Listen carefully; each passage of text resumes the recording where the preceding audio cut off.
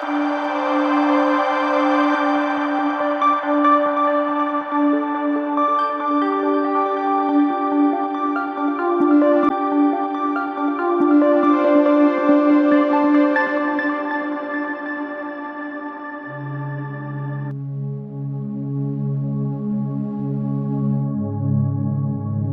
up the cross and follow. കുരിശെടുത്ത് അനുഗമിക്കാം. ക്രിസ്തു യേശുവിൽ ഏവർക്കും സ്നേഹവന്ദനം. നോമ്പിന്റെ 25-ാം ദിനത്തിലേക്ക് നാം പ്രവേശിച്ചല്ലോ.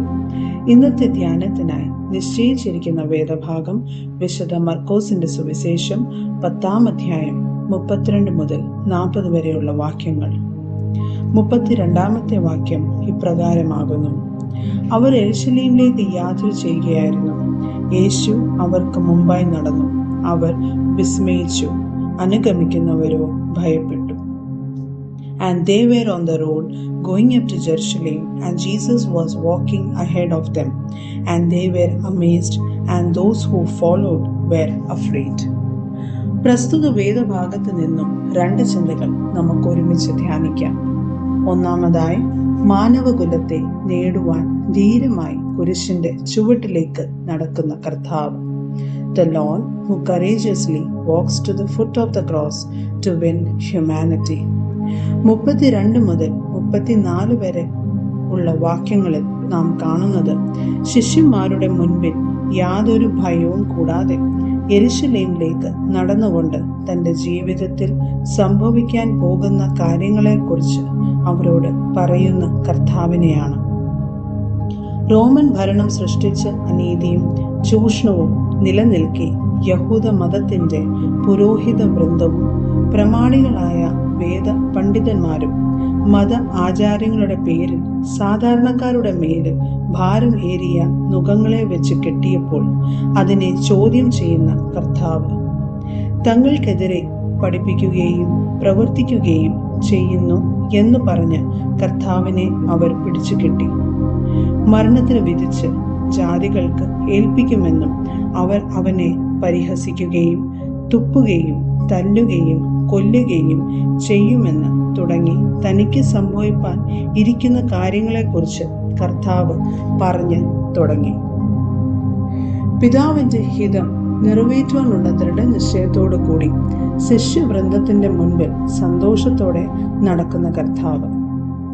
പിതാവിന്റെ ഹിതത്തിൽ പൂർണ്ണമായി നിലകൊള്ളുന്നത് മൂലമുള്ള അഗാധമായ ആന്തരിക സന്തോഷം, വരുവാനുള്ള മഹത്വത്തെക്കുറിച്ചുള്ള പ്രത്യാശ നൽകുന്ന ദിവ്യമായ സന്തോഷമോർത്ത് അപമാനം അലക്ഷ്യമാക്കി കുരിശിൽ തന്നെ പകുത്തു നൽകി പിതാവിന്റെ മാനവരാശിയോടുള്ള സ്നേഹത്തെ പ്രകടനമാക്കുവാൻ തയ്യാറാകുമ്പോൾ ഭയത്തോടും വിസ്മയത്തോടും നോക്കിക്കാണേനെ അനുഗമിക്കുന്നവർക്കും മറ്റും കഴിയുന്നുള്ളൂ.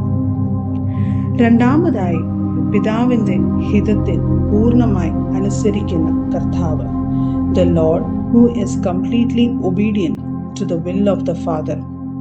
35 മുതലുള്ള വേദവാക്യങ്ങളിൽ നാം കാണുന്നത് താൻ അതിജീവിക്കുവാൻ പോകുന്ന മരണവ്യതകളെ കുറിച്ച് പറയുമ്പോഴും ശിഷ്യന്മാര് ഭൗതിക രാജ്യസ്ഥാപനത്തെക്കുറിച്ച് ചിന്തിക്കുകയും കർത്താവ് മഹത്വത്തിൽ പ്രവേശിക്കുമ്പോൾ ഇടത്തും വലത്തും ഇരിക്കുവാനുള്ള വരം ആവശ്യപ്പെടുകയും ചെയ്യുന്നതാണ്. എന്നാൽ കർത്താവ് അവരോട് നിങ്ങൾ യാചിക്കുന്നത് എന്തെന്ന് നിങ്ങൾ അറിയുന്നില്ല. ഞാൻ കുടിക്കുന്ന പാനപാത്രവും കുടിപ്പാനും ഞാൻ ഏൽക്കുന്ന സ്നാനം ഏൽപ്പാനും നിങ്ങൾക്ക് കഴിയുമോ എന്ന് ചോദിച്ചതിന് കഴിയും എന്നുത്തരം പറയുമ്പോൾ കർത്താവ് അവരോട് പറയുന്നത്, എന്റെ വലത്തും ഇടത്തും ഇരിപ്പാൻ വരം നൽകുന്നത് ഞാനല്ല, സ്വർഗസ്ഥനായ പിതാവത്രേ. വിനയത്തോടും താഴ്മയോടും സേവന മനോഭാവത്തോടും കൂടെ തങ്ങളെ ഏൽപ്പിച്ച ദൗത്യം പൂർത്തീകരിക്കുക. പ്രതിഫലം പിതാവത്രേ നൽകുന്നത്. സ്നേഹത്തിന്റെ പൂർണ്ണത കുരിശിൽ വെളിപ്പെടുത്തുവാൻ, പിതാവിനെ അനുസരിച്ച് കുരിശിന്റെ ചുവട്ടിലേക്ക് നടക്കുവാൻ കർത്താവിനോടൊപ്പം ഈ നോമ്പ് കാലയളവിൽ നമുക്കും ചേർന്ന് നടക്കാം. പ്രലോഭനങ്ങളെയും പരീക്ഷകളെയും അതിജീവിച്ച് വചനത്താൽ കരുത്തരായി തീരുവാൻ ഈ നോമ്പ് നാളുകളിൽ ദൈവം നമ്മെ സഹായിക്കട്ടെ. നമ്മുടെ കണ്ണുകളെ അടയ്ക്കാം, പ്രാർത്ഥിക്കാം.